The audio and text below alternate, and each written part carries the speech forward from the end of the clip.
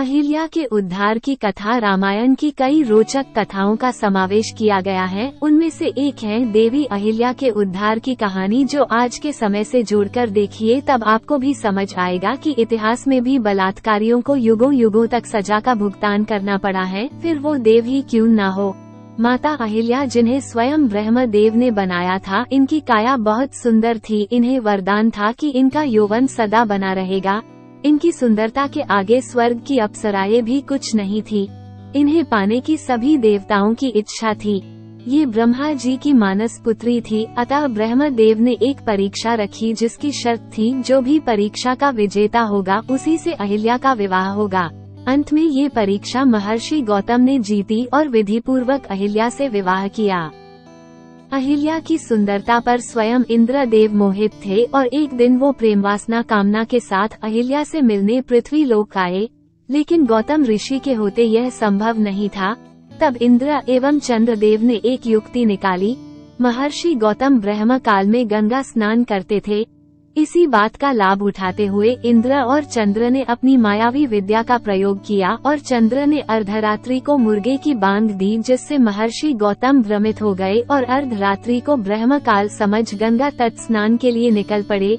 महर्षि के जाते ही इंद्र ने महर्षि गौतम का वेश धारण कर कुटिया में प्रवेश किया और चंद्र ने बाहर रहकर कुटिया की पहरेदारी की। दूसरी तरफ जब गौतम गंगा घाट पहुँचे, तब उन्हें कुछ अलग आभास हुआ और उन्हें समय पर संदेह हुआ। तब गंगा मैया ने प्रकट होकर गौतम ऋषि को बताया कि यह इंद्र का रचा माया जाल है। वो अपनी गलत नियत लिए अहिल्या के साथ कुकृत्य की लालसा से पृथ्वी लोक पर आया है।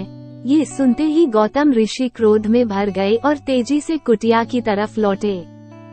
उन्होंने चंद्र को पहरेदारी करते देखा तो उसे शाप दिया, उस पर हमेशा राहु की कुदृष्टि रहेगी, और उस पर अपना कमंडल मारा। तभी से चंद्र पर दाग है। उधर इंद्र को भी महर्षि के वापस आने का आभास हो गया और वो भागने लगा। गौतम ऋषि ने उसे भी श्राप दिया और उसे नपुंसक होने एवं अखंड भाग होने का शाप दिया। साथ ही यह भी कहा कि कभी इंद्र को सम्मान की नजरों से नहीं देखा जाएगा और न ही उसकी पूजा होगी, और आज तक इंद्र को कभी सम्मान प्राप्त नहीं हुआ। जब इंद्र भागने के लिए अपने मूल रूप में आया, तब अहिल्या को सत्य ज्ञात हुआ, लेकिन अनहोनी हो चुकी थी, जिसमें अहिल्या की अधिक गलती ना थी। उसके साथ तो बहुत बड़ा छल हुआ था, लेकिन महर्षि गौतम अत्यंत क्रोधित थे और उन्होंने अहिल्या को अनंत समय के लिए एक शिला में बदल जाने का शाप दे दिया।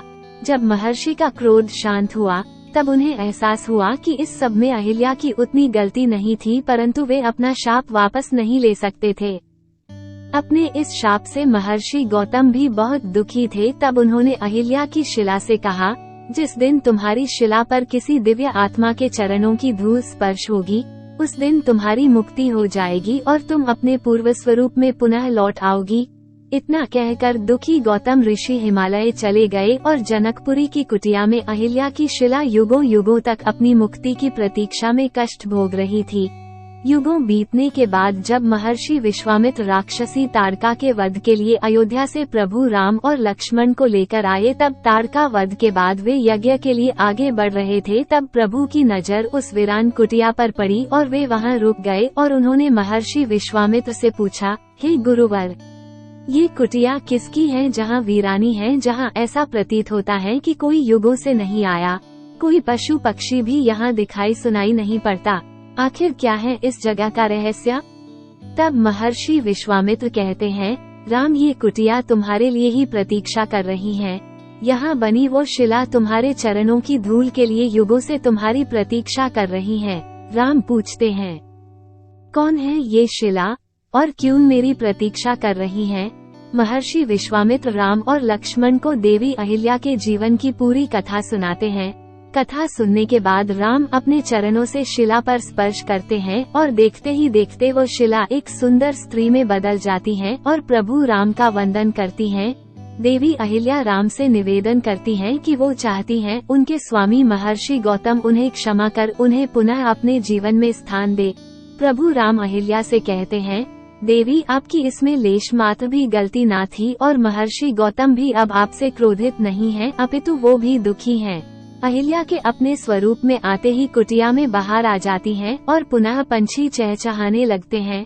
इस तरह प्रभु राम देवी अहिल्या का उद्धार करते हैं और आगे बढ़ते हुए जनक कन्या सीता के स्वयंवर का हिस्सा बनते हैं। आज के कलयुग समय में इंद्र जैसे अनेक हैं, लेकिन प्रभु राम जैसा कोई नहीं है। न ही प्रशासन एक नारी के चरित्र की रक्षा कर सकता है और न ही न्याय प्रणाली। फिर कैसे भारत भूमि को न्याय प्रिय समझा जाए, जहां न्याय का स्वरूप बदलता नहीं और अन्याय अपने पैर पसारे जा रहा है। भारत के पुराणों में नारी का स्थान देवी तुल्य है और आज के समय में इसे पैरों की धूल की तरह रौंदा जा रहा है। क्या आज का भारत इतना कमजोर है कि नारी की अस्मिता की रक्षा के लिए कोई कठोर दंड तक नहीं तय कर पा रहा है? यह विषय इतना भयावह रूप ले चुका है कि एक नारी अपने ही देश में अपमानित और असुरक्षित महसूस करती है। अपने हौसलों की उड़ान में वो अपनों को ही बाधा के रूप में देखती है। जिस देश की नारी की स्थिति ऐसी है, वो देश कैसे एक विकसित देश बनने की सोच सकता है, जबकि उस देश की न्याय प्रणाली उस देश की सबसे छोटी इकाई समाज के 2 स्तंभ पुरुष एवं नारी में से नारी की नींव को खोखला कर है। दोस्तों, उम्मीद करती हूँ आपको वीडियो पसंद आई होगी। वीडियो पसंद आए तो लाइक करें और शेयर करें। ऐसी ही न्यू कहानियों के लिए चैनल को सब्सक्राइब करें।